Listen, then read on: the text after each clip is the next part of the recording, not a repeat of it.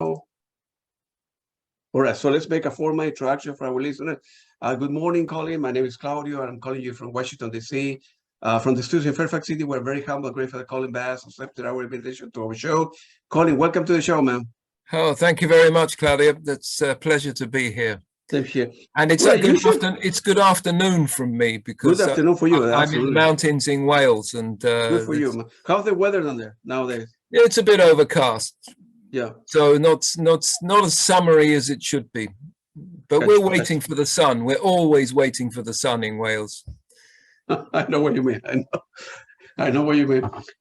So usually I start with the same question for every guest. You know, with the pandemic, the last 2 years we have living crazy time here in the United States. Over 1 million folks die, unfortunately. We had a crazy president that didn't believe in vaccine or nothing like that. So how the pandemic affected you, your family, your sanity, your inability to tour, and how you hold it up, man? Well, as I was just telling you, you know, one of my here in Wales, I've kind of in the last 10 years, I've kind of discovered certain other aspects of living that I am interested in. And it's been quite good during the last few years because, I mean, we run a small farm here and we have some animals, and we you know, grow stuff. And also 6 years ago, we bought a little shop in the town down a couple of miles from here. And we turned it into this health food shop, so you can get organic veg and you know, vitamins and stuff. But we stock a wide range of things, but mainly we concentrate on food because that's the way to health, is to eat well, you know. So you know, and we started that, and it's become quite a success. So this is a lot of work, but now we employ people, and it's grown in that way. And during the pandemic, funnily enough, I mean, you know, here they had a lockdown, and it was like only essential workers allowed to, and we were essential workers because we're supplying food to people, you know. So actually, then I started working in the shop quite a lot. And delivering to people who didn't want to, you know, vulnerable people who didn't want to. And around here, everything is all spread out. It's very rural.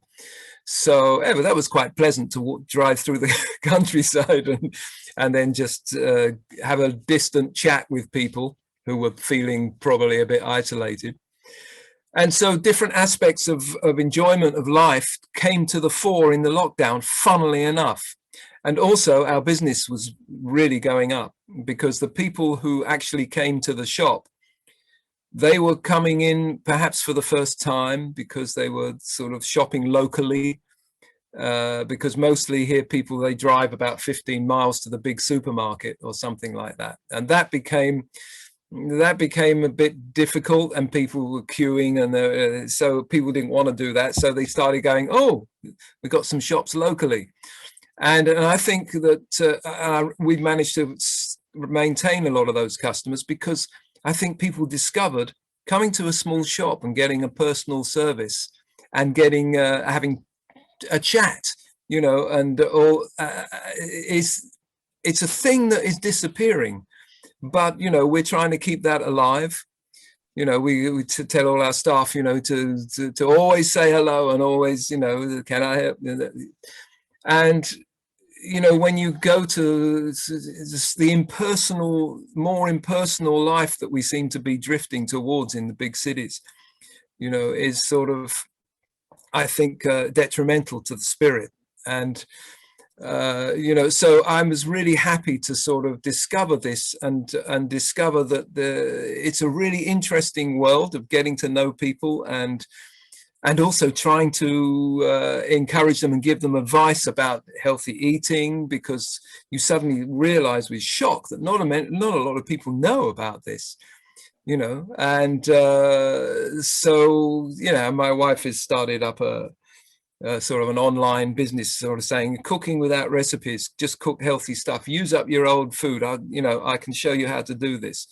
It's called The Intuitive Cook, and that's going quite well. And yeah, so other things have come along. But meanwhile, I mean, I'm in my little studio. I've got my little log cabin in the near the house, and this is my little escape hatch. And I come in here, and you know, and I'm working on lots of music. So actually, what with the increased business and doing the farm as well, this is something you have to do, get up early. But I find I'm working more than ever.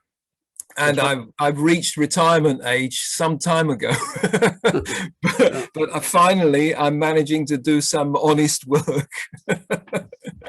But would your kids take over that, or I don't know if you have children? No, I have a daughter, but she's at the moment they're living out in Indonesia. So yeah, if she comes over, I see her maybe once or twice a year.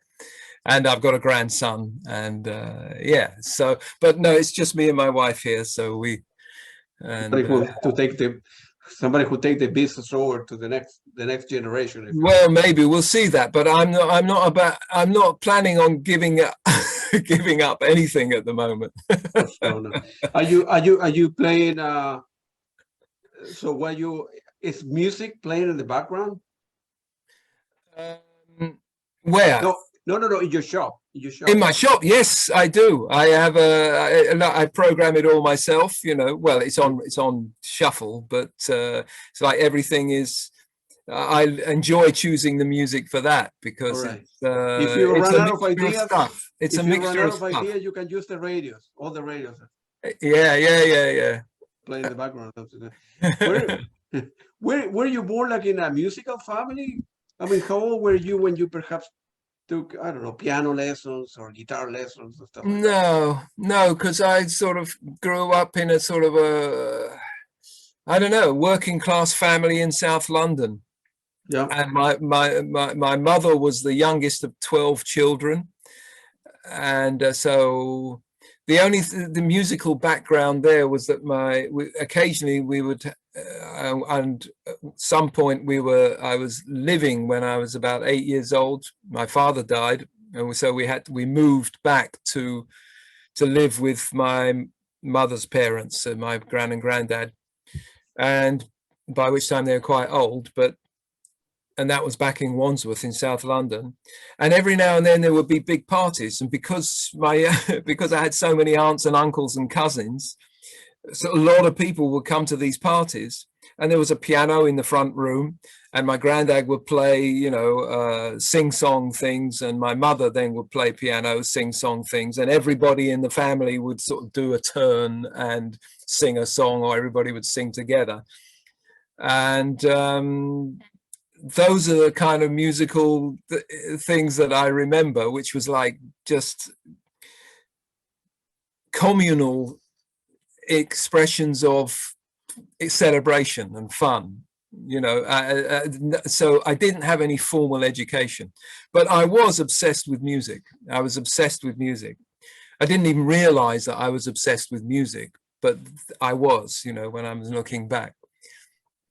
So, you know, it was like, first of all, it was kind of, I don't know, when I was growing, I'm quite old, Claudio. So, I mean, when I was growing up in the 50s, you know, when I first heard Elvis Presley, Buddy Holly, all those, and we had a little record player at home. And, you know, those are my memories, listening over and over and over again to Peggy Sue and just listening to that. And so I became obsessed with music. And then, of course, early 60s, Beatles, the Stones, the Yardbirds, Eric Clapton. And, you know, that decade was fantastic decade for music, of course. We're still listening to all that stuff.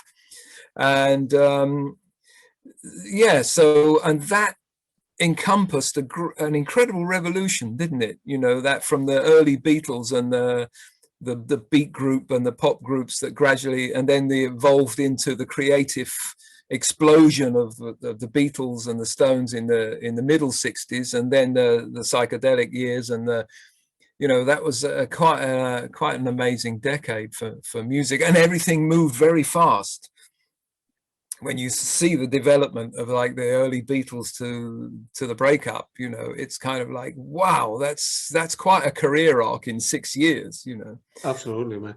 And when you were like in equivalent of here, the high school, you know, finishing, what kind of were you able to buy record? You will listen to the radio. How you acquire? How you develop a taste in music? How you? Yeah, well, it was difficult because there wasn't much music radio in those days, you know. But then in the mid 60s, you had the pirate radios and Yeah. things like that. And so I used to listen to a lot of the pirate radios. And then on Radio London, one of the ships that were broadcasting outside waters, outside the territorial waters, because that's the way that they couldn't get a license to operate, you know. So in the UK and be a commercial station, you weren't allowed to do that. So we had all these pirate radio ships. And one eye opener was in 67, you know, John Peel started broadcasting in the middle of the night. The Perfumed Garden was his program. And that's where I heard for the first time, like John Fahey, Leonard Cohen, all the psychedelic stuff. And, you know, man, it was pretty cosmic, you know, and yeah. Good for you, man. So that you develop. And then, so you were 18 at the time or so, and you have, well, music was very important to you, but you got any pressure from family say, no, go to college, man, forget about music. You're not going to make any money as a musician. You're going to be a hippie. Forget that nonsense. Go to university, go to London, study, forget about the stuff. No, I didn't really have any pressure because my mum was widowed and she was busy, and basically I've always been a bit of a dropout, Claudio, a bit of an outlier, because I you know, I think I was quite bright when I was a kid. I mean, you know, in England we had this thing, 11 plus. You had to pass an examination when you were 11 years old to decide whether you went to a grammar school, a posh school, or you went to an ordinary school, secondary modern school. And I passed this thing and I got a scholarship to some would-be posh school. Yeah. And really, I hated it, you know, all this, you know, and that's where you begin to see that, like, the class system that's endemic in British society. And so I didn't feel accepted in there either. And basically, I just sort of stopped going. And I left when I was 15, so no qualifications, nothing. But luckily, and I was wanting to get away from home, so I left home quite early, because then my mum remarried. I had a stepfather. I didn't get on with him. I left home when I was about 17. And how you manage? Well, my brother got me a job in a place where he was working, my older brother, and lucky, thank you, Dave. And so I worked. It was like the professional photographer boom. So I was working, developing photos and things like that. It was a really interesting thing to learn. And we had, you know, high profile clients in my brother's firm. So, you know, that was kind of interesting. And I was learning a trade, actually, for a couple of years. But, you know, I was also saving my money and then buying a guitar. And, you know, then answering an advertisement in one of the music papers, the Melody Maker, to join a group.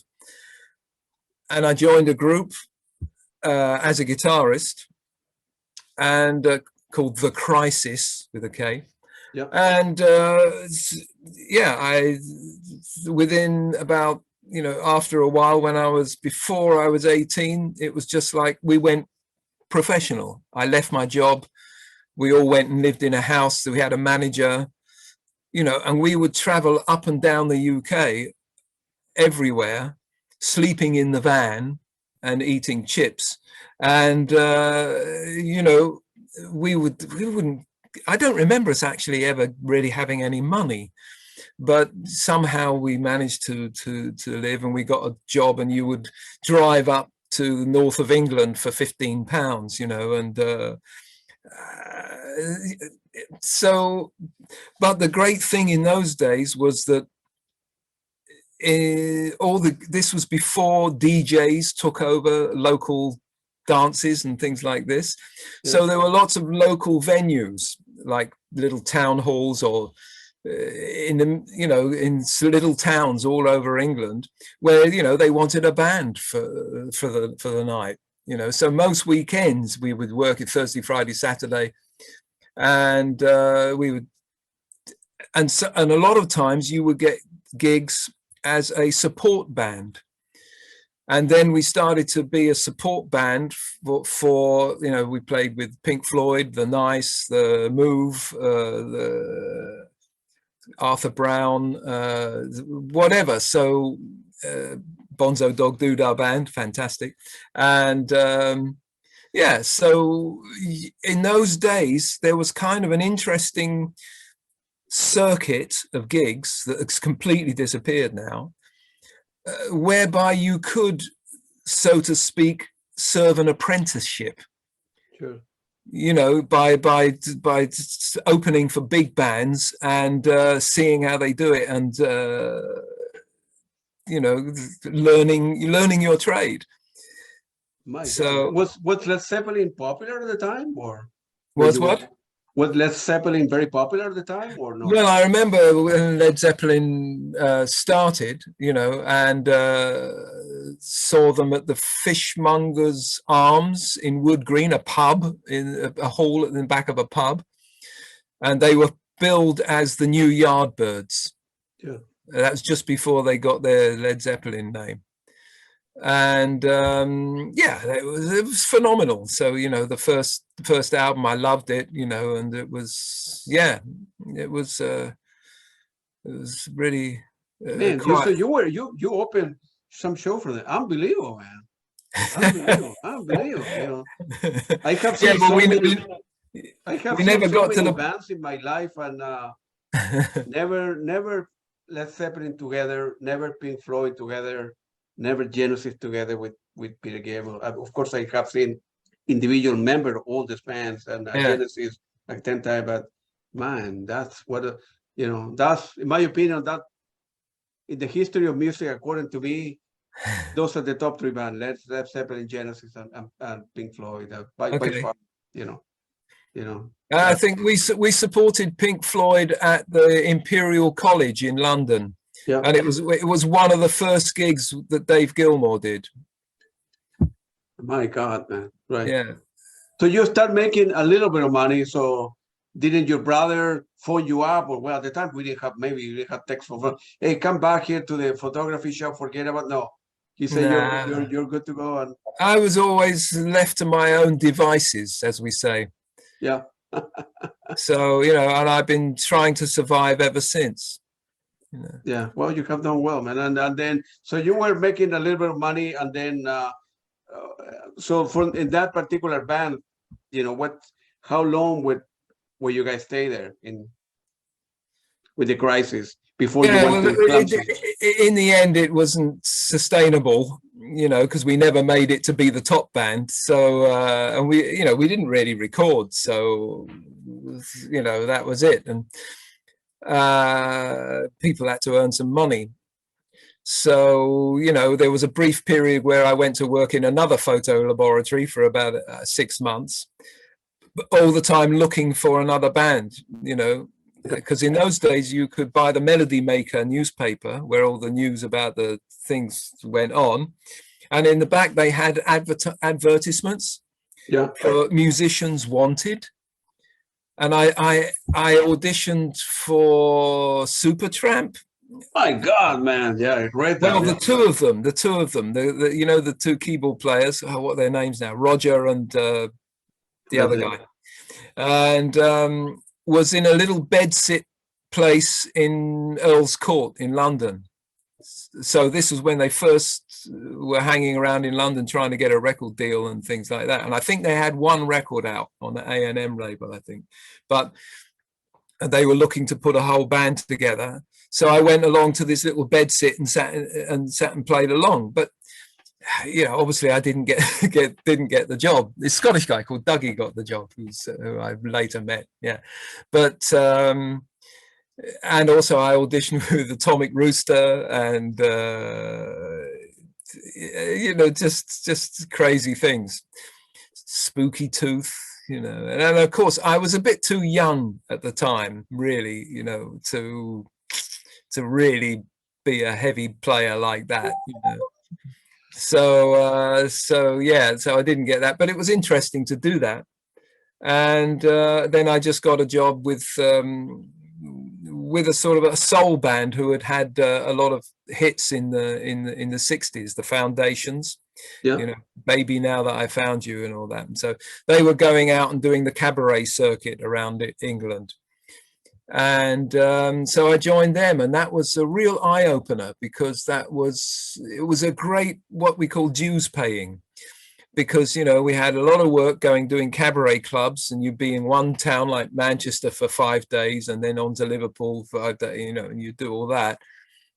And these guys were just so great, and the guy who organized it, the trombonist and percussionist, Eric Allendale, is now dead, but he was kind of like a mentor to me. Jamaican guy who was incredibly well read. He was an artist too, and he kept giving me books to read, and and then we spent a lot of time sort of jamming and things like that, and so really kind of honed my jamming chops there, and working with different people, like the flute player from Trinidad, just a kind of more international feel. And that was an eye-opener for me as a working class South London boy. It was sort of like getting into and becoming part of other ways of looking at things, musically, culturally, and so that was what I call my university, my education. So, well, good for you, man. If you have gotten the job with Supertramp, your life would have been very, very different. Yeah. In a way, I don't know if maybe you were not ready, or I don't know if God exists. Maybe it wasn't the path for you, So I don't know. Looking back, maybe that was the best decision, I don't know. It is what it is. It wasn't up to me. So, I was just trying for a job, but I think it was a bit premature on my part, but I was ambitious, So. Gotta be ambitious. And then you joined Clancy, right? After that? Or? Yeah, I joined Clancy, which was another international group. And that was a kind of, well, we had some different lineups at the beginning, but we were kind of part of that pub rock scene, although we were never really, not like Dr. Feelgood and people like that who came up through that, Brinsley Schwartz. But, it was just a really good time, because there were loads of pubs suddenly to play in, and they were packed, and we got there were A&R guys coming around to sign acts up, and we signed with Island Records, and then we did some recording, and we didn't quite get on with Muff Wingwood. I don't know why, but because he was a really nice guy, but something in the band, whatever. And so they dropped us, after we'd had an advance, and then next week, the A&R guy from Warner Brothers was in the pub, and he signed us. So we ended up doing 2 albums with Warner Brothers. And then, that was the first time I'd sort of actually we started doing a bit of touring in Holland and Germany and stuff like that. So that was kind of opening up So you were making some money at the time? A world. No, not really. No, you get a record deal, but basically you've got to pay all that back, and they were actually, unusually for Warner Brothers, we were actually getting a kind of a stipend every month. They were trying that out to sort of, so that we'd be kind of like the house band, and so we were getting paid, Yeah, so we're getting paid. Well, I wouldn't say we were making lots of money. I would say the record company was losing lots of money.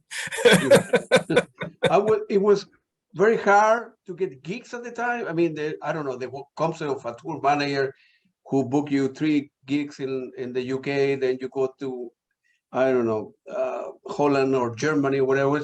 You did on your own, or the record label was doing that for you? No, we've had there was an agent who was An agent, yeah. It was, I forget who that was, but there was an agent who was getting us gigs, you know. So you were playing up to 3-4 nights a week, or? Yeah, quite a lot, especially around the London pub scene. Yeah. But you know, we would go travel around. Yeah, there was kind of there was an interest in the sort of grassroots pub music, you know. And I really enjoyed all that, you know. And that's when I was getting into, I don't know, you started getting into,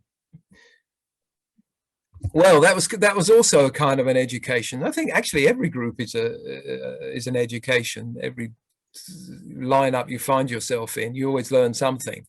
But with Clancy, because we ended up with Gasper Lawal, Nigerian percussionist, and he was a big influence on my life, really, because through him I learned a lot about Nigerian music and Fela Kuti and the big drum orchestras and things like that. Used to go around to his house and just sort of like, he would play you stuff, and then you would jam on he would hand out the percussion and we'd just jam. And you know, that was an education, and that sort of got me into other scenes around London, playing with musicians from Ghana and things like that. You just drifted into these worlds, because there's worlds within worlds in London, you know. And so that's towards the end of Clancy, I was doing that and playing on Gasper's solo albums that he did. He did 2 great solo albums, and I played on those. And then I got into another Ghanaian band, and then I met my friends from the Three Mustaphas 3. That was the next band that I was in, sort of busy. Yeah, free to elaborate, because you can actually, somehow your wife drifted into an international kind of, I don't know, flavor. Yeah. But actually, in between that, there was after Clancy. No, immediately after Clancy was Steve Hillage. Yeah, Steve. Yeah, feel free to elaborate how you got the gig with the band. And... Sure. Well, I mean, you know, it was just, I think it was just one of those serendipitous things, you know. It was, I got a call from somebody. I think it was actually Steve's manager, and he said, "Oh, I heard you, Clancy, have split up. That's a shame. I really like Clancy, you know, and all that." He says, "Well, Steve Hillage is looking for a bass player." Well, in fact, he was putting a band together, because, you know, he'd done this album with Todd Rundgren called L. Yep. And basically he'd come back to London, and him and Miquette they were sort of like obviously wondering what was happening next. And all of a sudden, this album suddenly entered the album charts. And so there was kind of like, whoa, where's the band? You know, and so Steve had to find a band in a hurry. And so I got the call and said, go around, see Steve in Kensington somewhere. I went around his place where they were living. And he was a really nice guy. Steve is a very nice man. And, you know, he said, hi, man, come in, you know, and we just sat down and jammed. Yeah. He just played and I just played, and he said, yeah, okay, that's good. We got Clive Bunker on drums, you know, and I'm just sorting out this keyboard player. And the keyboard player, Phil Hodge, was a guy who somebody in the record company knew, as you know, had a brother who was a keyboard player. So they were going, keyboard player. So they found this Phil Hodge, and Steve went, okay. And he got him a Moog and basically showed him how to do that. And he did a great job, you know. So, and there was Basil Brooks on the very early sequences and everything. So there was a lot of this very early sequencing going on. Basil and Miquette were both on these little, what are they called? These, I forget what they're called now, the little flat briefcase kind of sequencers that used to have, that set up all these arpeggios and loops and things. And yeah, so that was really a bit of an eye-opener for me, because that was, you know, you got paid. I had to turn up for 3 weeks of rehearsal every day, and because we were going out on tour. And so it was like, and it's very complex material. There's a lot of time changes, there's a lot of pauses and stop and count for 19 and then come in, and then, you know, it's pretty tricky stuff. But, you know, I was kind of quite malleable. My mind was more malleable in those days, and so I just took to it and really enjoyed it. You know, I had nothing else in my life to concentrate on, so I was just doing it. And it was great. It was a real education. And Steve, although everybody looks at him and thinks he was some sort of pothead hippie, Steve, I think, was definitely at the time, and probably still is, one of the most focused people that I know. He knew exactly what he wanted, you know, and would sort of, you know, but would allow you some freedom.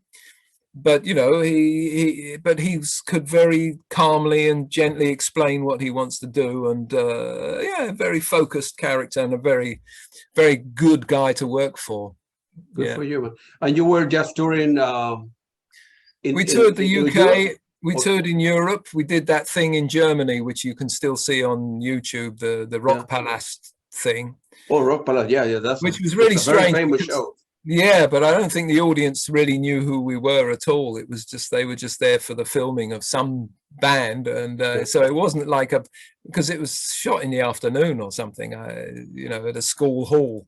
So I don't know what that was all about, but you know, that's the gig we were performing at that time. We played around Europe, and we went to the States. We played in America. It was the first time I'd been to the US. And we were supporting the Electric Light Orchestra, like coast to coast in stadiums, you know. So we played, you know, the first gig I played in the US was the Forum in Los Angeles, then the Cow Palace in San Francisco, and then we were in the Cobo Hall in Detroit, and then we went down south, and then we were in the last gig, I think, was Madison Square Gardens. And there's quite a good bootleg available from that CD. I actually bought it from the Madison Square Garden concert. It's you ever played here in Washington DC, around this area? No, I don't remember. No, we played in a lot of places that I don't remember where we were. What year are we talking about now when you did the guy? 76, 77. I got you. Okay, that was obviously, yeah. So you were doing okay. I mean, you know, in all the venues that you mentioned, those are big venues. I mean, yeah, it was a real eye opener. Most of them, you know, and yeah. And wow, those are big names, man. Good for you, man. And then, so you, after the tour ended, of course, you joined Camel in '79. So, so what do you? So that ended in 76, 77. 77, yeah, and then I was playing. I was playing with a few different just gigs, you know, around town, and looking for a job. But then I played with my friend Jim Cuomo, who had also been involved a bit with Clancy. He produced a single for us and played on a couple of tracks. Saxophonist, extraordinary character who died about 4 years ago. And yes, extraordinary character, originally from Chicago, and played soprano sax, played domra, the little string instruments he used to play, and write really sort of wacky, strange songs. He was in a band called Spoils of War, and their stuff now is quite sort of a cult in the old, you know, the old vinyl scene, and you know, that they, and a band called Mormos, and he moved to France he was in France for a while playing with some French musicians, and yeah, he had a band. He was in London at the time, that's right, between the Hillage band and Camel, and him and his friend, who was a writer, they made this musical which was going to be performed at the Edinburgh Festival for a few days up in those days, which is a drama arts festival every year. It's quite big.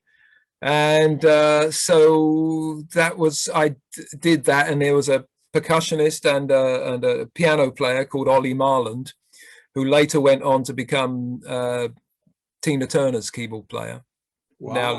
Now lives in LA. I haven't spoken to him for years, but if he ever hears this, Ollie, I'm sorry.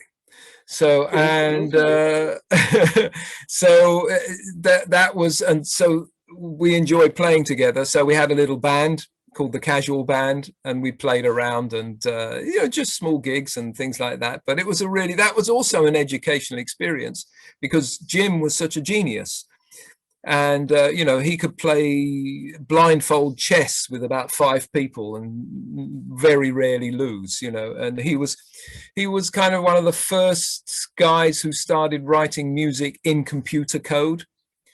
You know, when computers first started coming out and you first had the arcade games. And he now is known mostly for being the composer of the music, which he programmed in with numbers, for a famous old arcade game called Defender of the Realm. And so game freaks, they know that this is one of the first games, and his soundtrack is known to some complete freaks. And yeah, so he was a very interesting guy. And then he moved to Paris, and yeah, but then I went off to join Camel, and I used to meet up. Feel free to elaborate how you end up joining Camel. You went to an audition, or with your background experience? Again, went for an audition, you know, of course. But it was, they were rehearsing in this place in a barn in the countryside up in Norfolk. This was 79, and they had Kit Watkins, Jan Shellhouse, and it was Andy Ward, right. Andy Latimer. And they've been trying out bass players, and so it was their tour manager was my good friend, Laurie Small, and he'd also done some work for the Steve Hillage band as a tour manager. So basically, when it's just like Steve, they were really looking for a bass player, and somebody said, "Oh yeah, well there's you know, this Colin Bass bloke." Who they wouldn't know me from Adam, but you know, so and then, you know, so Laurie got in touch with me and said, you know, Camel are looking for a bass player, and you better get up to Norfolk, you know. And so they told me when to be there, and I bought a train ticket and went up there with my bass. And yeah, so, and they were all there, and they were playing an early version of Hymn to Her, I seem to remember. So I just kind of walked in, and they said, "Oh, hey, we'll plug in there," you know. So I plugged in, and I sort of made damn sure that I could follow this song. And, you know, and I was listening on my way in, you know, and then I was sort of like going, okay.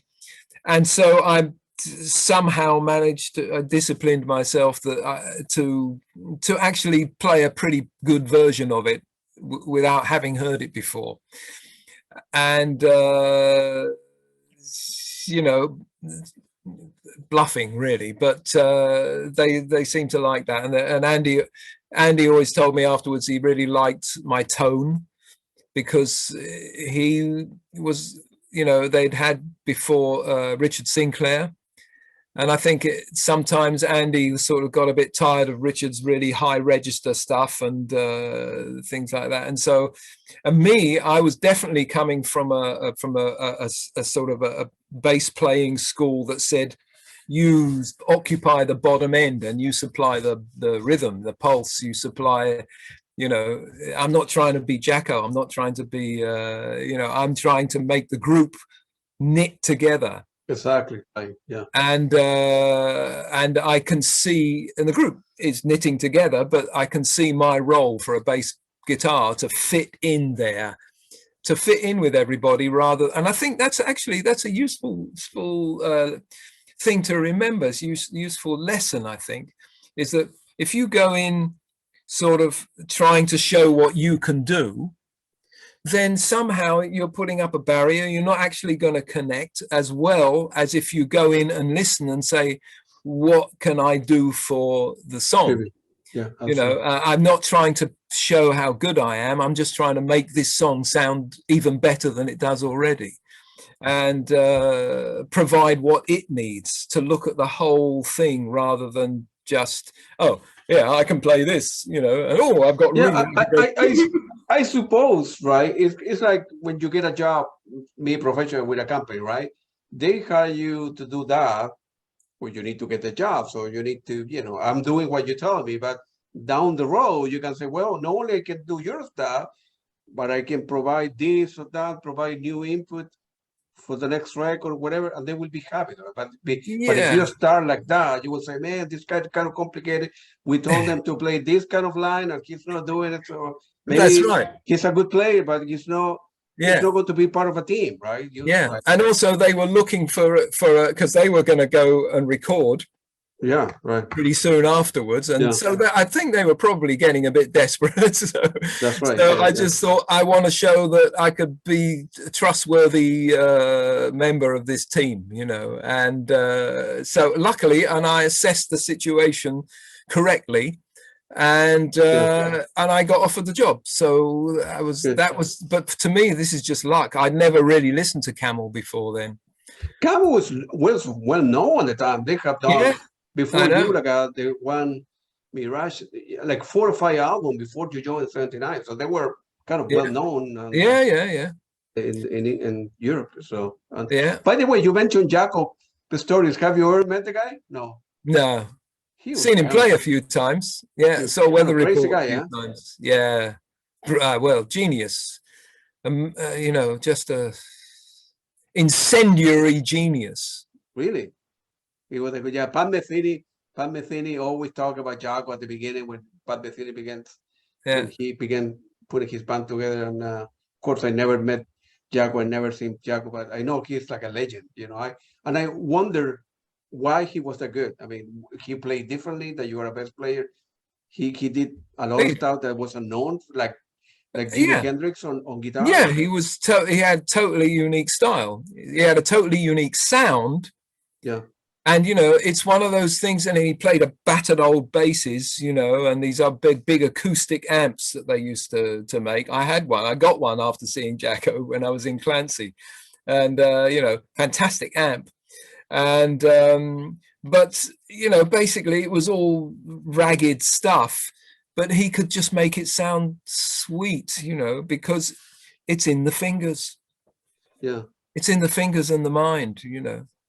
He could probably make anything sound sweet, you know, any old cheap instrument, you know. So some people are like that.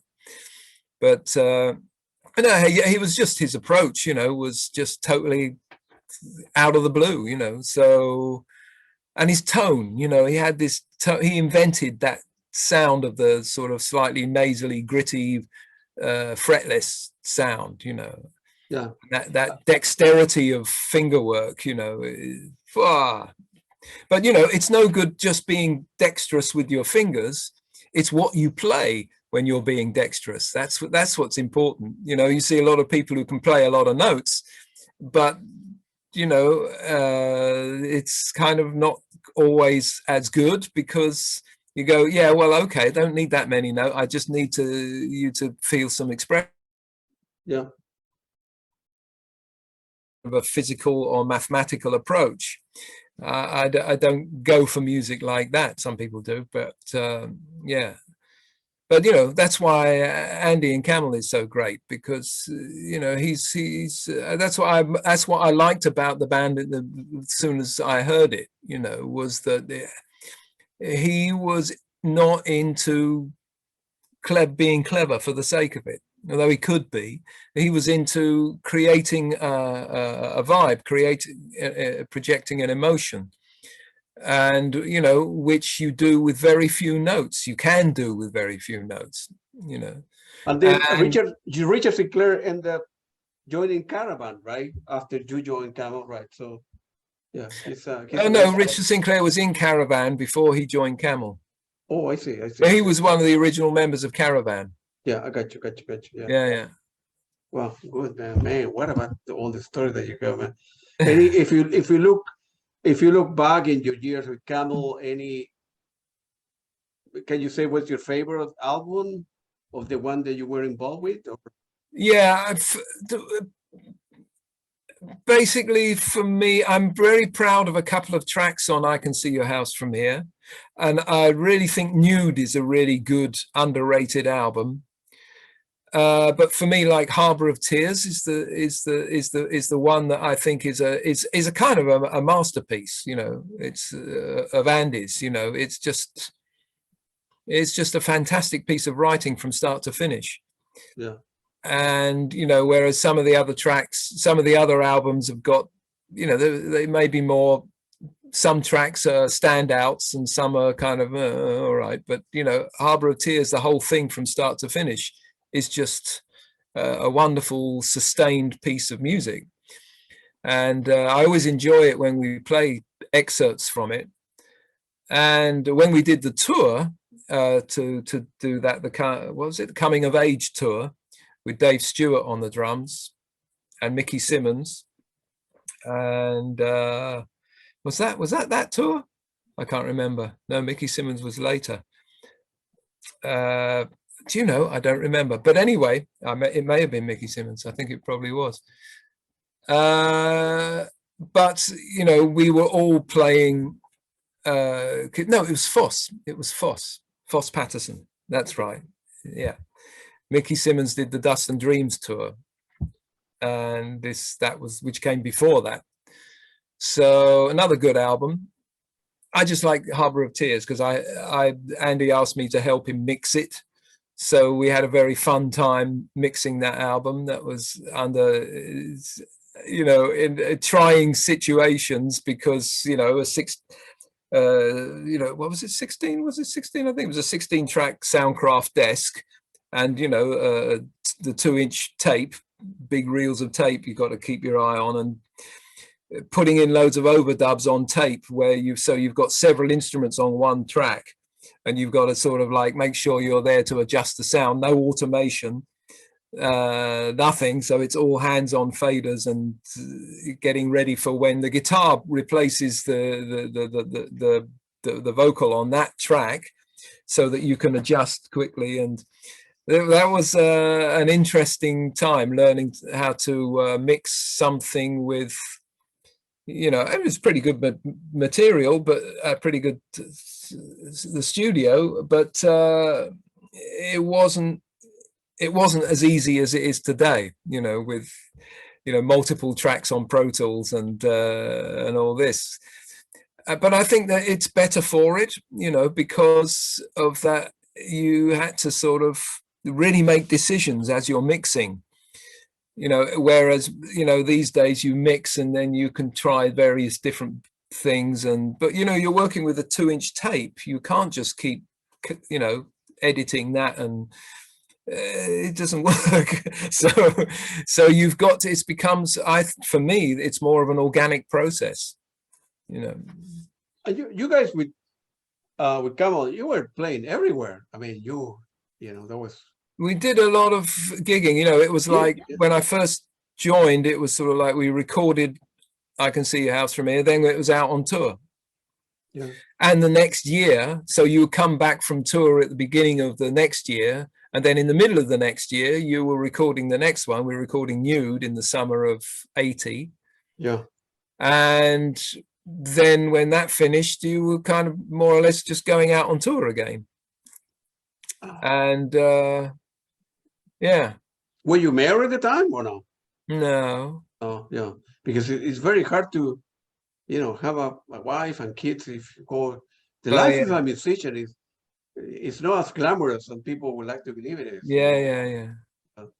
You go on the road for 3 4 months or whatever it is, or 6 months on different continents, different countries. Yeah. It's crazy, Yeah. Well, that's, yeah, no, it's difficult. It's difficult to hold down a relationship, but I guess that depends on relationship and how you fit together. But anyway, that's another story. Yeah. And then Andrew got sick, right? And you guys stopped as a band for... No, Andy Ward got ill. Oh, I got you. So towards the end of the Nude tour, yeah, Andy was definitely kind of having trouble, Andy Ward. Yeah. And basically that was very distressing for everybody. Andy, we shared a flat together in London, and it was sort of like I didn't notice, I think, really, that he had some problems. I was the last one to notice, but Andy knew, and Andrew knew what was going on, really, or it was kind of like, it was going, oh gosh. And I was always kind of making excuses, I think, for Andy, but in the end, by the end of the tour, you could see Andy just somehow, he needed to stop, he needed to stop. I think it was just kind of like a mental exhaustion. And so at the end of that tour, somewhere, the last gig was somewhere down in south of France, I think. And so we came, and at the time I was sort of had a French girlfriend who was in Paris. And so I got off the bus in Paris. And that was it. That was the last time I saw Andy for years, because he went back and sort of regrouped and had to deliver an album for Decca, and he did the Single Factor with David Payton and all the Abbey Road musicians. And I think that was good for him. He was trying to just get away from it. It ended with some sort of like really bad vibes, at the end of the Nude tour. So anyway, I was kind of like a bit, that's why I probably didn't take all this seriously, and that's why I was one of the last to notice that Andy Ward was not very well. And I'm sorry to him for that, because I think I don't know what was wrong with me. Maybe I had my own issues. In fact, I've always had issues, Claudio, and if you've got everybody does 6 hours, I can sit here and tell you about them. But everybody does, that's being a human being. Whether you are a musician or a medical doctor, it's completely relevant. The psychological issues, getting along with a band, getting along with 5 people.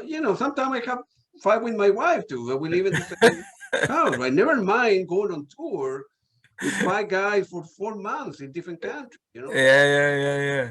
People. So I got off the bus in Paris, and my friend Jim Cuomo was living there. He just had a deal to do a solo album for CBS in France. And he said, hey, come on. And so I ended up at least getting some work in Paris. Yeah. I got off with my 2 basses and a suitcase, and that was it. And so I spent about 6 months in Paris, and I did some recording with Gabriel Yacoub, who's brilliant sort of folk rock guy, who was in a band called Malian in France. He's really good. He's still playing and writing beautiful songs, and but that never got released. So I don't know, had some things that I'd recorded, and then I got an uncredited release on some other album, but I even forgot to put my name on and things like that. So just these things. And okay. But in the end, I think I sort of ran out of money and had to go back to England and sort of start trying to find some work. And so, because I'd used up all my contacts in Paris. So yeah, so I came back, and eventually I sort of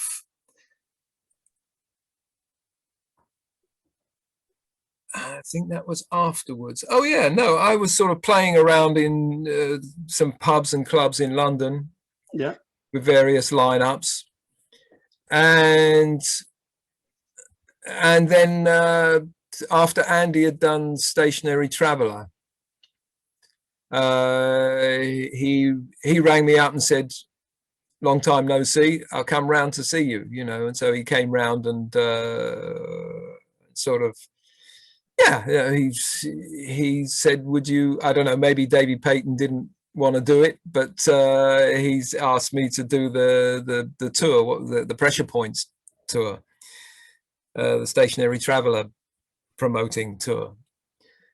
So I did that with Chris Rainbow and Ton Sherpenzeel, too many people on stage.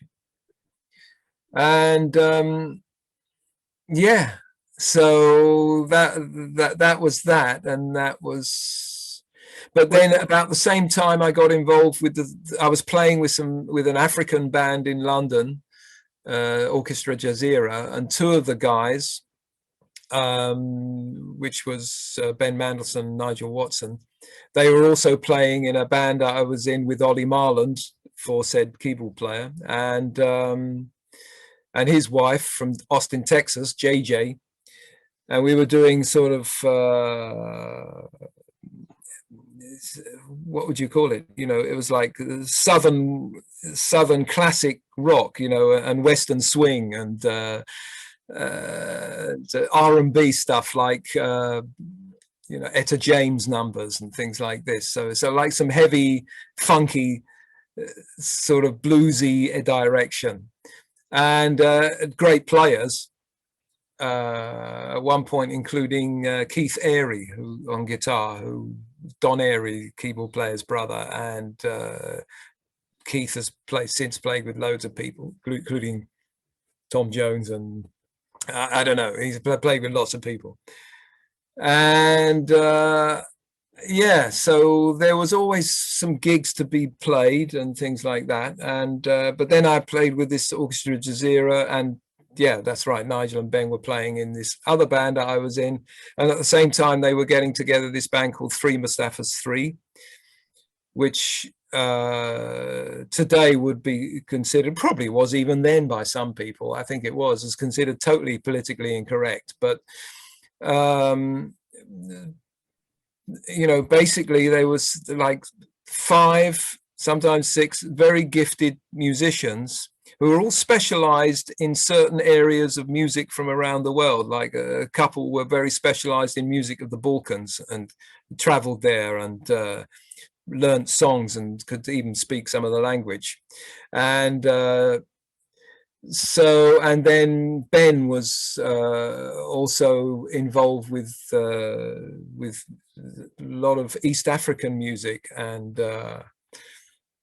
so, and basically Ben Mandelson was the mentor of the band, in a sense, musical mentor, because he would just send around lots of cassettes introducing you to stuff from, you know, like some obscure Colombian salsa to Turkish saz music, and to lots of African stuff, like the classic African stuff of 60s and 70s.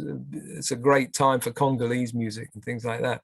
And, you know, and that was another education, because then I learned very quickly about lots of different styles, especially Balkan music, especially the very soulful sounds of you know, Albania and things like that. This is heart-rending stuff. And So I suddenly sort of discovered all this, you know, panoply of music. And what we were trying to do in the band is actually learning to play these things in our own style. But we had some really gifted musicians who played piano, accordions, like the strange reed flutes, and clarinets, and sax player, and yeah, I mean, and great drummer Nigel Watson, and Ben on fiddle and guitar, but very kind of it's East African style guitar, and he would, and bouzouki, he played bouzouki, and so this was a kind, and we put all those ingredients into this band, and we became sort of a bit, it was a bit of a cult, actually. It was good. We called ourselves Three Mustaphas 3 because we were masquerading as this family called Mustafa, 5 nephews and 1 uncle, and who had been smuggled out of their East European fictitious country called Shegarelli in refrigerators. And, you know, we had a whole story about this. And, you know, and what would be totally frowned upon today is that, you know, we were kind of talking like this, you know, and sort of, because we, in a nondescript foreign accent, because we were wanting to be in it, to our good intention was to be outsiders from everywhere. So no matter where we were, people would interview us and say, you know, well, where are you guys from? We'd just say, we're from out of town, you know, and we were. So of course you were. And we named ourselves after different Arabic scales. So I was Saba, and my friend Ben was Hijaz, and we all had the name Mustafa, and we wore suits and sandals and fezzes, and we were very deadpan. It was very funny. Ben was very funny as an MC and introducing and talking to the audience. He was hilariously funny, but in a real kind of with deadpan, we would never laugh. Yeah. And so this kind of like the audience was sort of, are these guys for real? And we did about 5 tours of the States. Really? Yeah, we played, at first we were playing little clubs. There's actually a sort of a video on YouTube of us playing in somewhere in, where is it, North Carolina. And it's a bit like the Blues Brothers playing in the country and western bar. You know, it was sort of like there were all these people lounging at the table, never seen anything like us. Of course. And, you know, we'd been driving all overnight from Georgia or somewhere like that. And we were all completely zoned out. But we performed in this little club for these people. And it was funny. They really enjoyed it. In the end, at first they were going, well, you know, and then they were sort of saying things and heckling. And my friend Ben was very good at dealing with that kind of thing. So to make people laugh, and so people laughed. But so it was a very entertaining band in that way. We could make you laugh. But the musicians were great, and the music when we were playing, I found, was really high level, you know, and lots of fun because there was a lot of freedom involved, and we could really play. And we did a lot of gigs around Europe. We went to Japan, where it was full. People had heard of us. Actually, you go to Japan and you've got a few albums out, you know, there's always somebody who's going to have them all. So, you know, but we did about 4 or 5 good gigs in Japan. People came to see. I wonder what the Japanese people thought about the band, because I don't know. I wonder too. I've never seen them before. I wonder too, yeah. But I think they knew that it was kind of a joke, but that it was, the music was fun to listen to. And and in a way, were you guys financially successful, or a little well, bit? we lived on it for a while. I wouldn't call it exactly financially successful, but you know, we came home with some money. You know, I ran into problems because we were going away quite a lot, And by that time, by 1990, I was living in Berlin, and I got married in '88 in Berlin. Yeah. And we had a daughter around 90. Yes, she was born 1990. I should remember that. She will kill me. And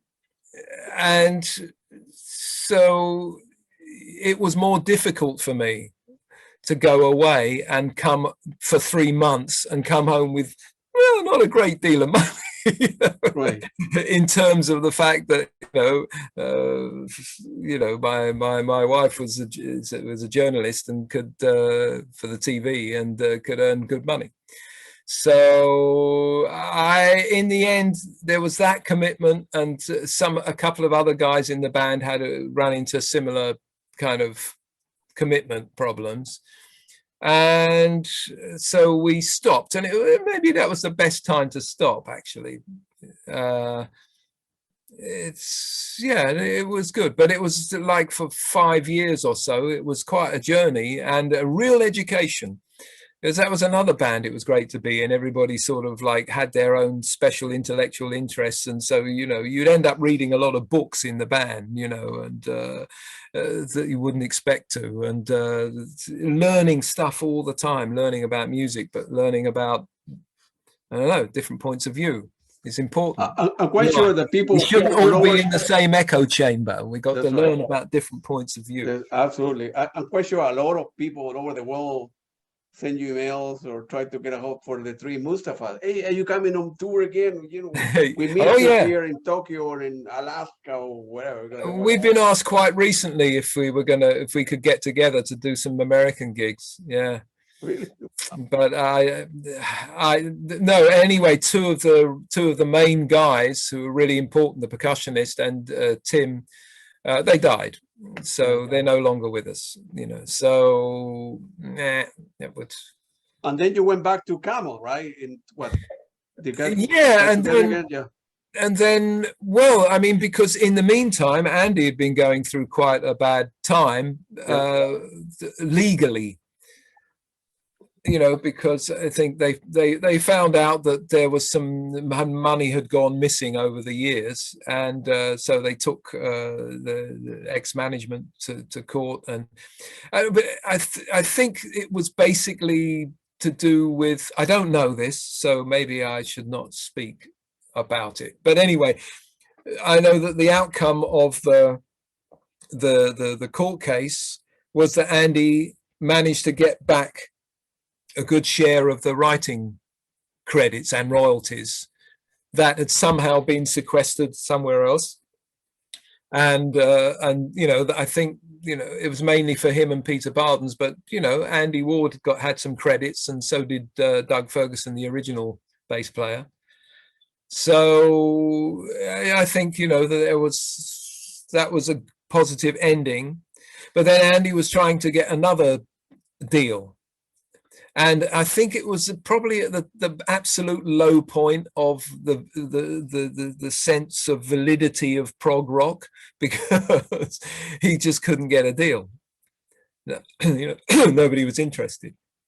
And because, everything was, the mood of the music had changed, so so I can't remember what else was going on. But anyway, so then that's when Andy and Susan decided to go to California from London, and to set up their own record label. Yeah. And luckily they were able to partner with Bertus, which was, I don't know what the business is like these days, but Bertus was a big Dutch firm, not a big Dutch firm, but a very good European distributor. And it was the CD boom, and so it means that, artists could set up their own record labels. You could get the CDs printed, you could, so I've done it myself, inspired by all that. But, that was so. And that was a good move for them. and that's where he went over there and started writing the Dust and Dreams thing, which is kind of nice because it's the story of going west and looking for your fortune. It kind of is resonant with their situation at the time. But yeah, and so then he just called me and said, yeah, come over and do some bass parts. So I went over to California and did some bass parts and a bit of singing, because there's a lot of musicians on that album. That's because Davey Payton is on that as well. I can't remember what he did, but anyway, I was singing I did some work on that. Can't exactly remember what, but and it's a very nice album. And of course, then it got good response, especially in Europe. So then there was a tour. So then we would go over to California again and then rehearse and then go out on tour. So usually in the States, actually, we'd rehearse in California, then we'd play a few gigs like the Belly Up in San Diego and like a warm-up gig in, can't remember where, and that amazing gig where they serve people dinner first, the San Capistriano, I forget what that's called. Anyway, if that's San Capistriano is right, I'm not sure, but Capistriano, that's probably what I ate that night, San Capistriano. So yeah, but then we would go to Japan and then around Europe. Yeah. So Japan's been quite good market, really. Or let's say market, I don't know about the market, but there's lots of nice people there who come and listen to us. Yeah. And then besides, at the time, in and out of Camel and all the other bands you were involved, you did 3 albums on your own, right? An Outcast of the Island, yeah, In the Meantime, The Well End, and they're very good albums, actually. Yeah. Thank you. I mean, I think Outcast of the Islands is the one that still sells the most. Yeah. I still sell more of. But it was the biggest production. It's because, I managed to spend some money on it, and I took the tapes, the 2-inch tapes, over to California in the middle. It's recorded in Poland. And then I just took the tapes over to Andy and stayed there for a week, and he just put guitars on, and we had a nice time. Then I took the tapes back and carried on recording in Poland. So that was recorded with quite a good budget over a sort of 6-week period. So, when you've got a budget and when you've got time and you've got the possibility to bring in, to do things and pay people, then obviously, that's more satisfactory. You can get more things done. The 2 other albums, In the Meantime and At Wild End, are just recorded in my home studios at the time. In the Meantime was in Berlin, and At Wild End was done here in Wild End Studio. So, these are different kind of albums. They're more personal. They're, Outcast, I was definitely trying to communicate to the kind of Camel audience. And I think it was kind of successful in that way. There's people still tell me they love it, Yeah. And my friend in Poland, the co-producer, he recently put it out on vinyl. And so that's been selling okay. Yeah. All of which you can get through my Bandcamp page. Of course, yeah, I will mention that in a couple of minutes. And also recently I did an album and this was it started before lockdown, but it sort of continued through that. An album with Daniel with Daniel Biro, yeah. Friend of mine, a keyboard player who I met in the 70s when I was working with the Casual Band. Yeah, that's a very, I listened to the stuff on it entirely last night. It's a very good album, actually. Very well put together. Very good. Thank you. I really enjoyed doing that. I mean, it's one of those typical, especially in this day and age, productions whereby Daniel's working on his songs at home, I'm working on my songs here, and then I'm sending him mine and he's sending to me his stems, and then, you know, we're talking about what it needs, and then I'll play, and then I'll suggest something, and we build these things up just going to and fro. But we kind of knew what sort of a overall feel we wanted for the album, you know, so and that helped. And just because, yeah, I don't know, I mean, I'm quite pleased with a couple of the things I did on that, my contributions. I really like Daniel's songs, and yeah, so I get to play bass and sing and write a few songs. That was good. Any possibility of doing a part two of that album? Yeah, we're working on it now. In fact, I've got one up on my computer right now.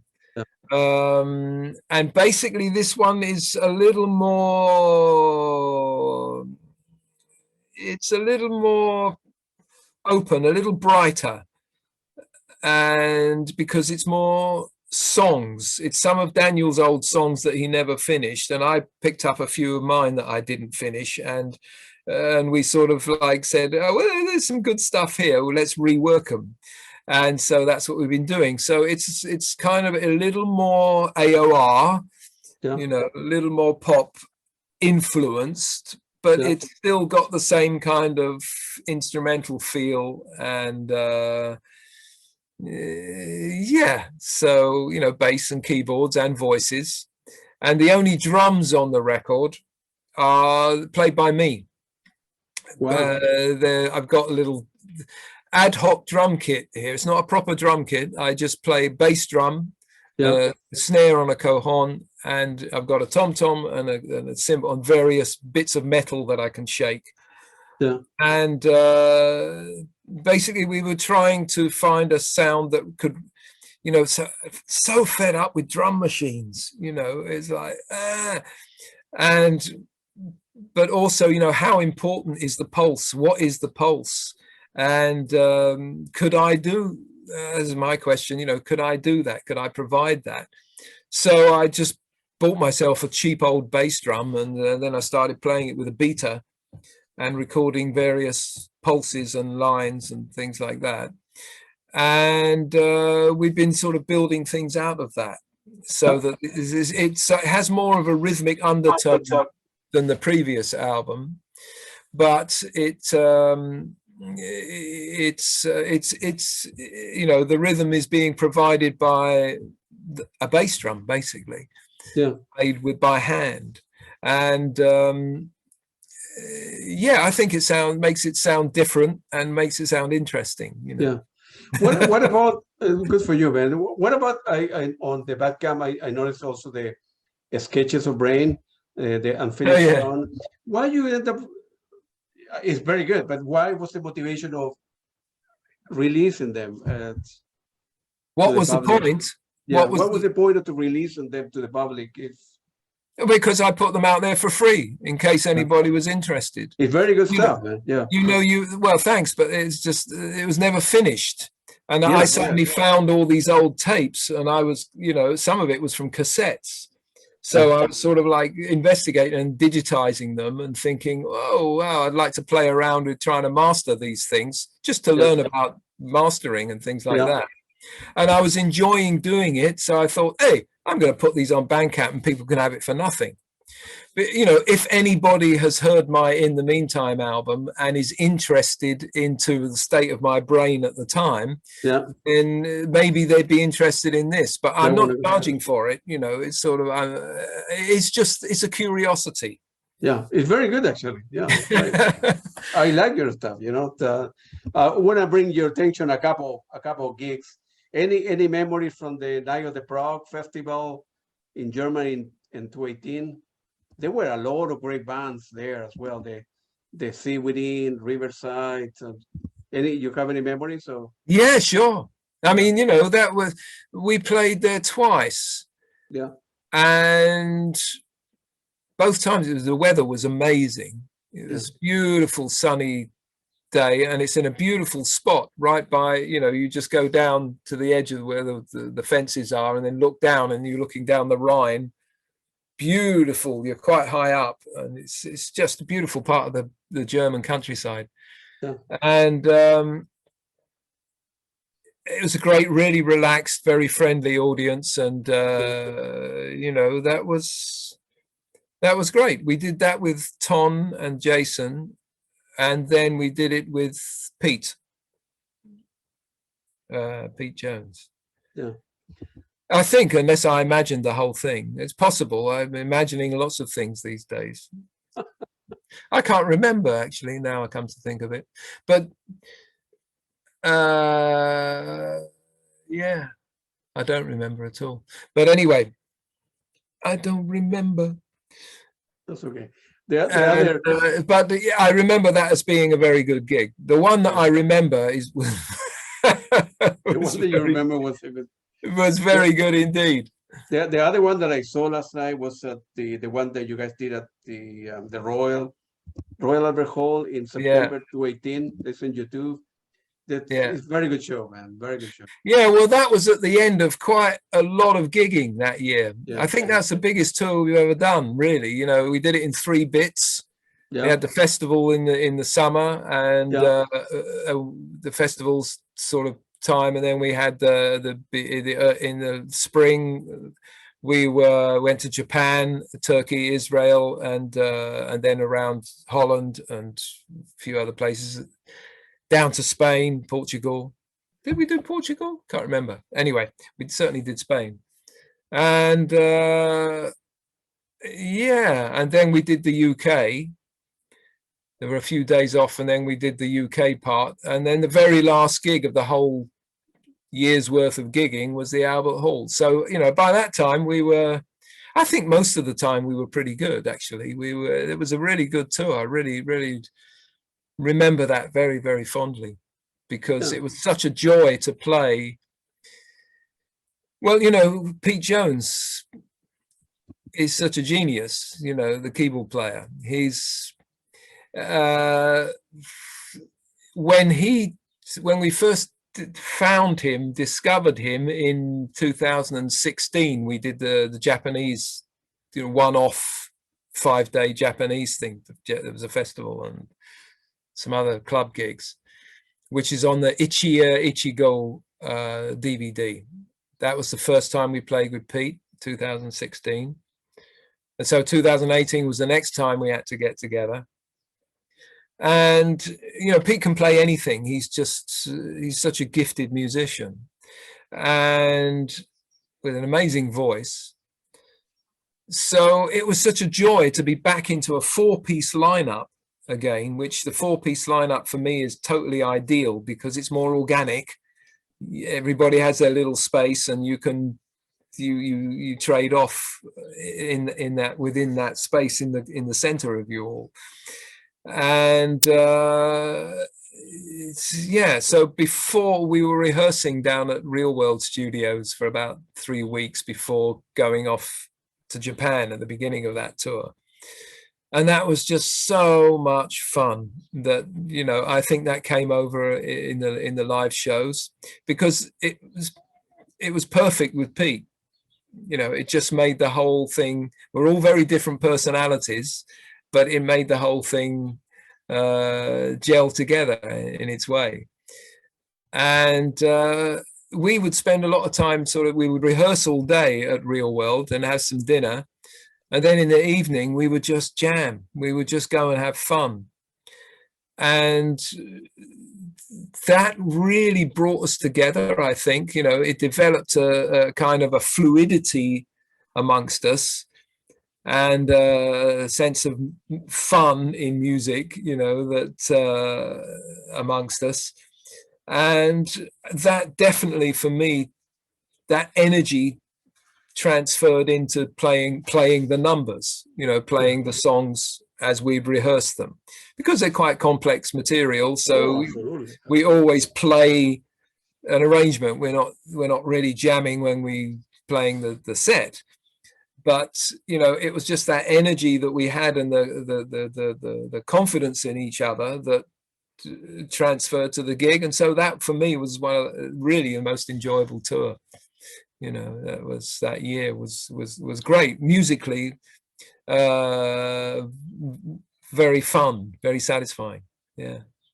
And you mentioned Spain again. Well, your next tour will start in Spain, right? You're playing in April 27. You're playing Madrid, then you go to Granada, Cadiz, Barcelona. Are we? Okay, I don't really know. I mean, I thought I heard that we were sort of starting in Japan, but well, the website is maybe they will. Maybe okay, so maybe they haven't released all the dates yet. There will be more dates added. I think it's a matter of confirming all this stuff. Yeah, you need to go for somebody to but there will be more. Yeah, and nothing this year. Toward the end of the year? Oh, I think towards the end of the year, I've heard rumors of a rehearsal. And usually they are going. And I know that last time I got a message from Andy, it was a couple of weeks ago, as I was on holiday, and he just said, you know, I'm writing a lot, doing a lot of writing. So who knows? I don't know. It's they call you and they call you, okay. It's good to ask me too much about, you know, what's happening with Camel in the future. I just don't know. You know, I mean, if they call me up and I know where I'm going, but you know, until then, I've got plenty of things to be getting on with. You know, and that's the thing. So I'm happy working away here, and then I'll be happy to get the call and say, well, this is where we're going, because I've said, okay, I'm free, you know, and then it's up to them to sort it all out. What does music mean to you? What does it mean to me? Yeah, that's a very good question. Basically, I think that, and I've always been like this. I realize now when I look back, I've always been translating, you know, hearing a soundtrack constantly in my head of one thing or another. I hear music and there's no one there, you know. So for me, that's a kind of a natural thing, is that, you know, you're hearing music. And I think that music is, well, as I've discovered by the people that I've met, that I've played with over the years, music is indeed that cliche, the universal language. Yeah. Because I've played music with people whose language I don't speak very well. Yeah. And they don't speak mine very well. I've worked a lot with Indonesian musicians, you know, and in Indonesia. So I've been there working with those people, and I'm a bit slow on languages. I've managed to learn a bit of it, but, you know, so I've learned to be able to play and work on things with musicians with whom, actually, a lot of them we don't speak the same language at all. So, but it's, you know, it's done through music, and it's pretty clear when you speak in music, you know, is two people, you know, and he's playing this, and you know what you can hear. I can speak that language, you know, so, and that's how you communicate, and with a smile, and you know, and sharing something. Yeah, I asked the same question to another musician last week, and the person told me, well, music to me is the soundtrack of my life. Yeah. And I keep on thinking about that for to me, right? I told you, Colin, I've been listening to music 50 years, 4 hours a day, every day, right? Yeah. I have I don't know, my music collection is about, I don't know, 5,000 CD, like 3,000 vinyl, 1,000 Blu-ray. I have a lot, right? I have a lot. I buy more than I can listen to. Yeah. So what it means to me, I think it's like magic. I don't know. it takes me places. Let me give it again. So, yeah. I would concur with that. You know, on Friday when I was beginning question, I was re-listening to the album from Camel to give an idea about the question to ask you. You know, I have CDs, but so I put like a headphone. I drink a couple beers, and music takes me places. I don't know. That's the best way I can describe it. The world is better with music. You know. I don't know. I think if it were up to me, I would send, you know, I would send the guy music for him to forget about the war with Ukraine and let the other people alone, man. You know, it can be a beautiful thing. You know, if you are depressed or you lose your job or a family member die, then music can totally. It's a healing process, whatever that means to everybody, right? So but it's a way of getting it helps you to resonate with parts of yourself, parts of your psyche, parts of your mind, parts of who you are. It resonates with that, and it resonates on an emotional level, and therefore it's a language that doesn't need to necessarily explain anything. It's a language that is there to invoke something, to set something off in you, and to resonate with your emotional side. Whatever that might be, whether it's, you know, you're moshing in the pit with it's the same, it's the dopamine, it's the same process that you're being subsumed by the music. And whether you're at a classical concert, you know, or whether you're grunging down the front in the mosh pit, you know, or you're sort of like celebrating at a dance, or, you know, what you say, being alive. That's right. What you say is very important. You know, you can be playing with a guy from Indonesia, a guy from Japan, a guy from China, a guy from Chile, assuming that you don't speak those languages, and you don't have to use the human language to communicate. You use music to communicate. Precisely. You know, the drums start playing, and you start with the bass, and either the guitar goes, and that's communication right there. Precisely. Yeah, I agree with that. Yeah, it's a beautiful thing, man. We need more. We need good music and more, you know, and make more peace in the world, man. We are killing the planet, and we are killing human beings, and nobody cares, and, you know, nobody can stop Putin, whether you or this or that, whatever. We live in crazy time. The COVID, how many billion people and die all over the world, and, you know, we need more peace, and you know, if we destroy this planet, we will go to another planet, you know, and they will destroy that again, and then 100 will destroy another. You know, I don't know. I'm not that positive. I think the world is a challenging place. We face very many dangers, and that I don't think we're all totally aware of at the moment. You know, I certainly not, but I'm trying to piece things together, because, you know, there's, you know, I don't know, talk about Putin, talk about, you know, but actually when you look around, there's no good guys in charge. Yeah. No, and also United States have got in trouble with other countries. So I'm not blaming. I'm using Putin as an example, but as a war, as a society, as humanity. You know? Of course. You know, people, a good example, you know, people in the United States, they're always thinking about money and financial means and throwing away food. And, you know, you go to a garbage can or a rich family, half the food is thrown away. And people in Africa, countries in Africa and cities, they don't have public water, never mind a car.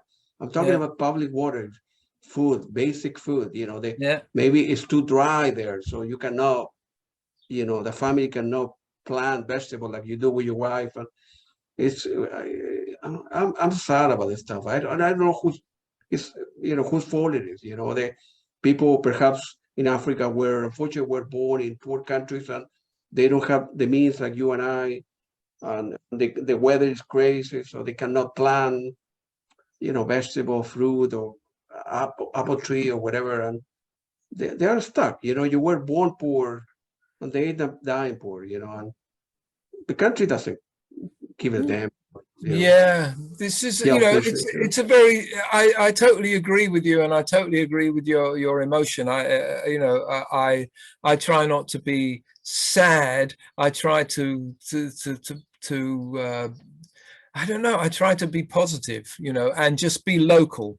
That's why I like being here in this little communal area here, is that I can have interactions with people who are totally different from me, but nonetheless, and they're surface interactions, but nonetheless, I have learned that just on this local basic community level, where nobody knows who I am, or if I am someone or whatever, I don't know, you know, some people have found out, but, you know, well, anyway, I'm just a normal guy. So, who happened to learn to play the bass. But, you know, there's kind of surface interactions that I have, but I'm totally aware that I can influence absolutely, man. in a positive way, just, you know, the situation, the day-to-day situations that we find myself in with other people, you know, and just by a comment, just by a talk, just by being friendly, just by, you know, to which most people are respond very positively, you know, then, you know, without trying to get into the complexity of what's wrong in the world today, because it's very, very complex. And it does concern me that a lot of people see things in too simplistic ways. You know, as if there was a good and a bad, and there was a right and a left, and these things are sort of becoming meaningless, and not so much good and bad, but we all have our ideas that, you know, one side is good and the other side is bad, whereas actually this is much more complex than that, you know. And if any person thinks that they are so dogmatic in what they believe that they think that other people are inferior for believing the opposite, then you're not going to get anywhere. That ends in war, that ends in grief and misery. What we have to try and do is that, despite, you know, differences of opinion, to be able to discuss these without killing each other. Absolutely, man. Yeah.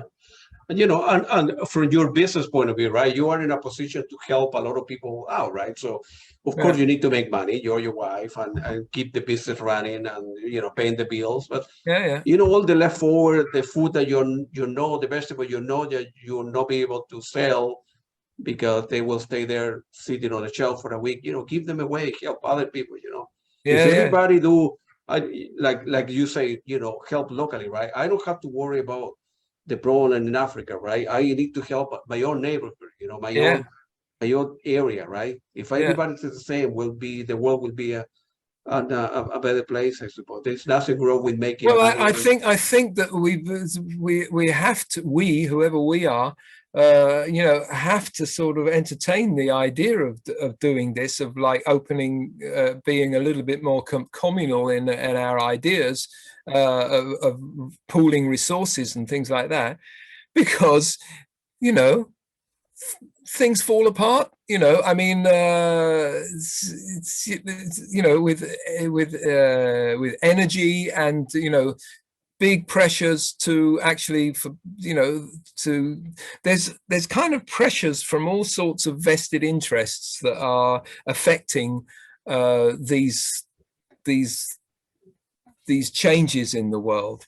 And I think it's important to try and recognize where these vested interests lie. And I believe, I don't know, but I think that it's, you know, there's a reason why things are getting more expensive, and there's a reason why the whole money system is changing. And it's in a state of change at the moment. And so it's like there's the old model is winding down, and there's got to be a new model brought in. And some people have vested interests in bringing this model in. And you've got to be careful of all that. I think you have to try and see who's doing what. Difficult, but you know, so in the end, a positive thing to do is to act locally.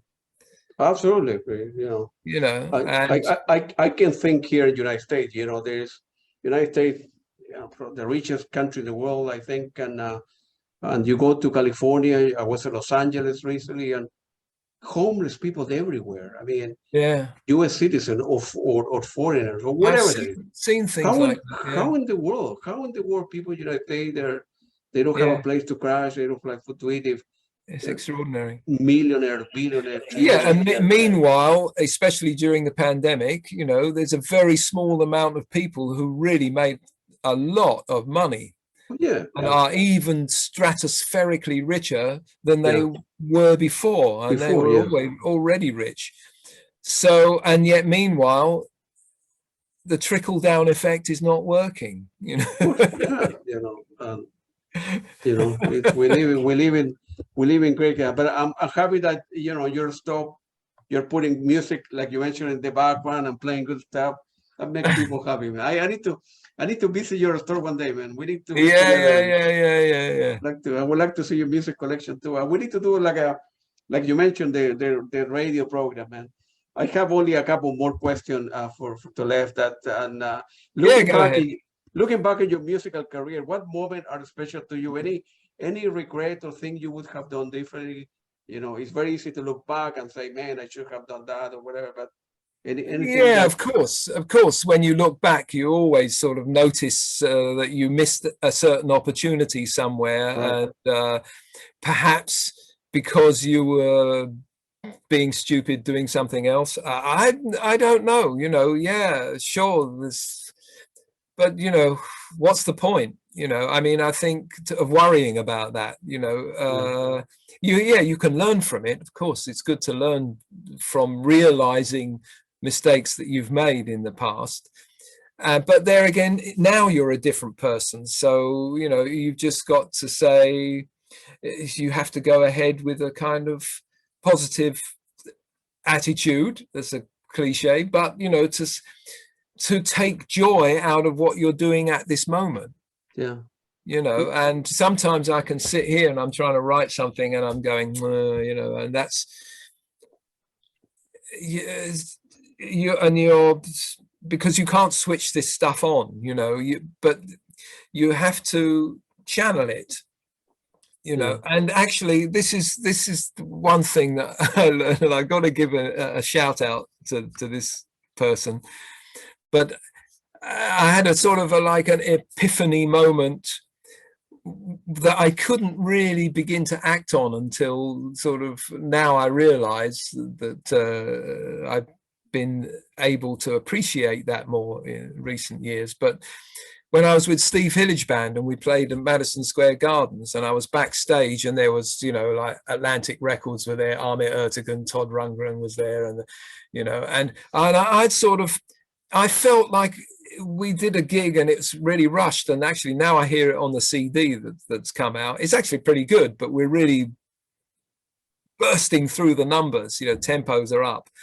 And but I think it was just kind of like the kind of the overwhelming of the thing, and I just feel I didn't quite connect with it, but we went through the motions, and I can hear now I was playing okay, you know.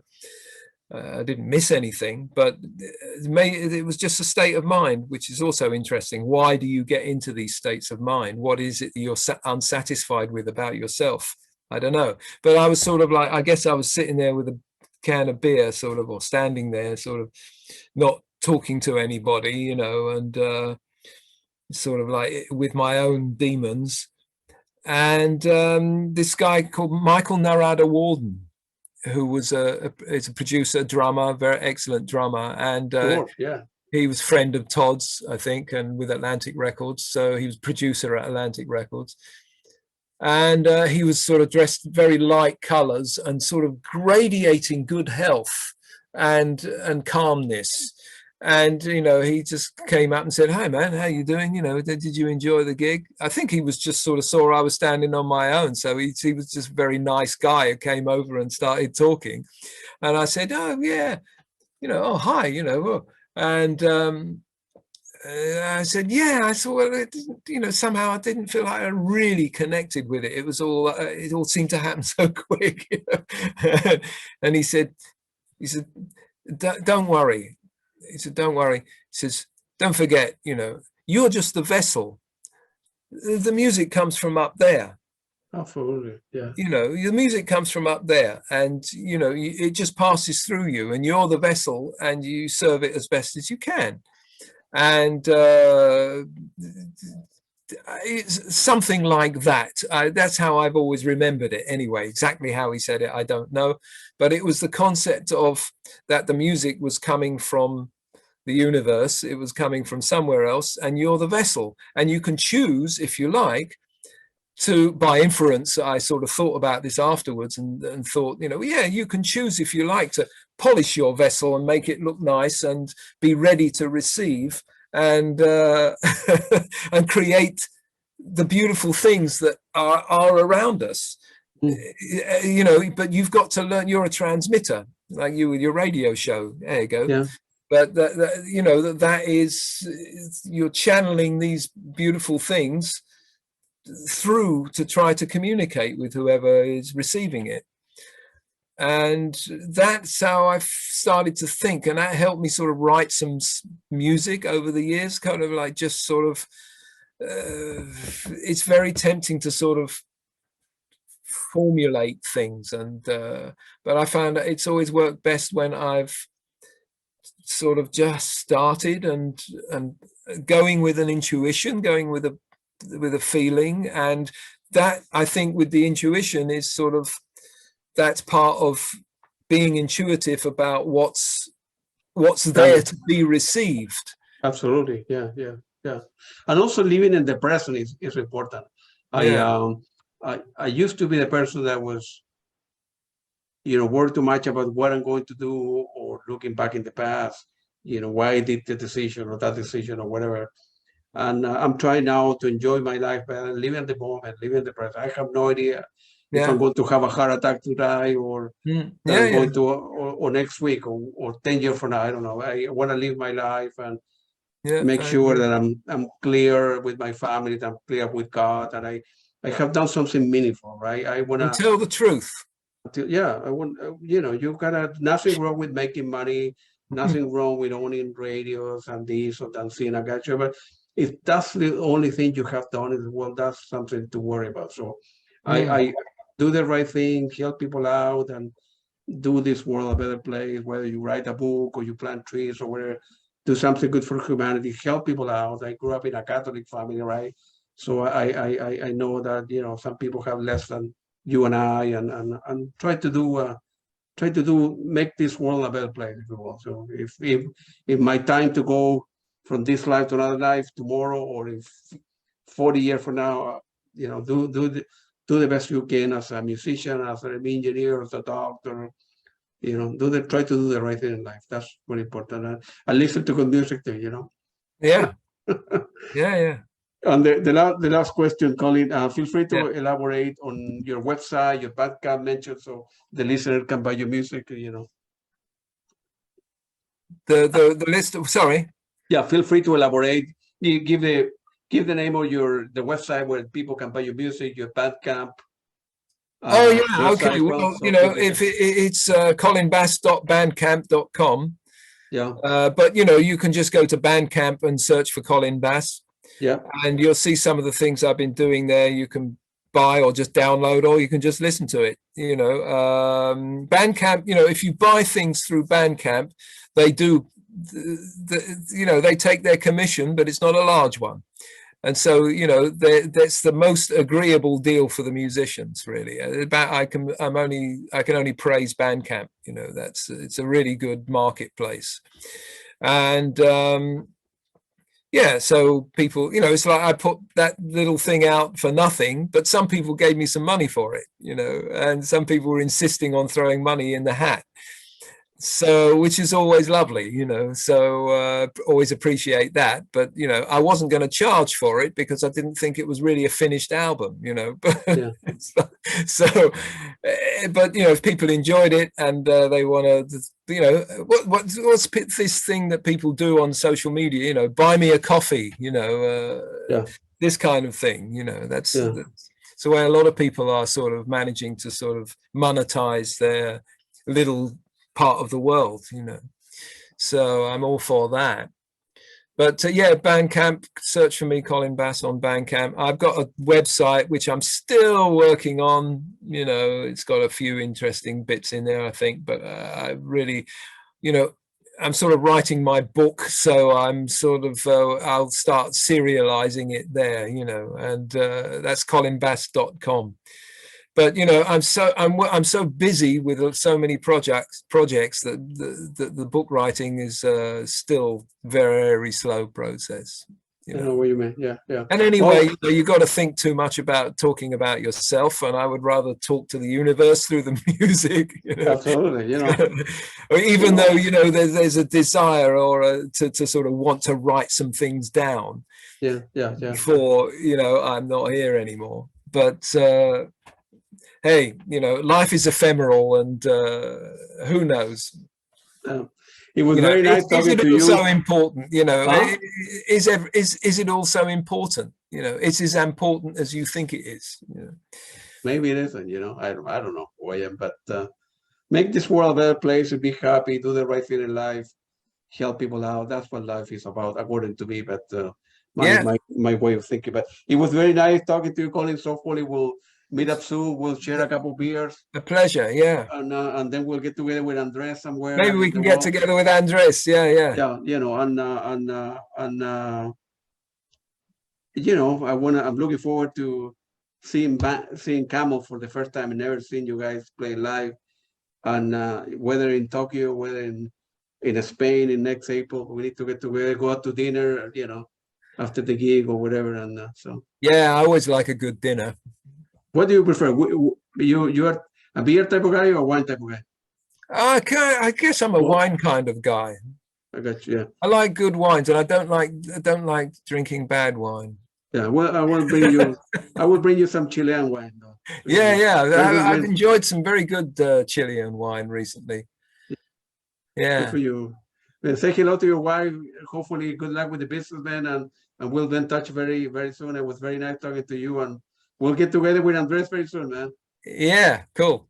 Okay. Thank you, Claudio. Appreciate it. Yeah, appreciate it. Thank you very much, man. Bye-bye. Bye-bye.